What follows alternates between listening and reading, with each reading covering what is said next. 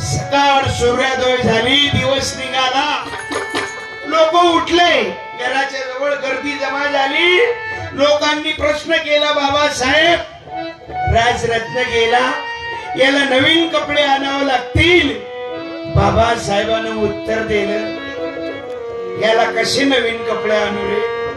अरे माझा राजरत्न रात्रभर अंगाला ताप होती, तडफडत होता, मी त्याला नवीन कपडे काय आणू? त्याला पैशाच्या अभावी मी वाचू शकलो नाही. त्या राजरत्नाला नवीन कपडे काय आणू?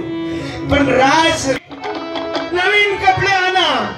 पण बाबासाहेब आंबेडकर म्हणत, पैशाच्या अभावी राजरत्न वाचू नाही शकलो, याला नवीन कपडे कसे आणू रे? तर राजरत्नाच्या अंत्ययात्रेच्या वेळेस पत्नी कशी असावी जोडीदार? माझ्या रमाबाईनं स्वतःच्या साडीचा पदर फाडला बाई. स्वतःचा राजरत्न नावाचा मुलगा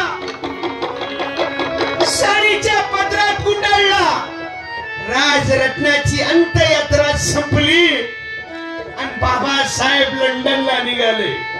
बाबासाहेबांनी लोकांनी प्रश्न केला, तुमचा राजरत्न गेला, तुम्हाला दुःख झालं नाही? बाबासाहेबांनी उत्तर दिलं, माझा एक राजरत्न गेला, पण मला लाखो राजरत्नाचं जीवन घडवायचं आहे. मला लंडनला जायचंच आहे, मला लंडनला जायचंच आहे. सुज्ञानाचा निर्मळ झाला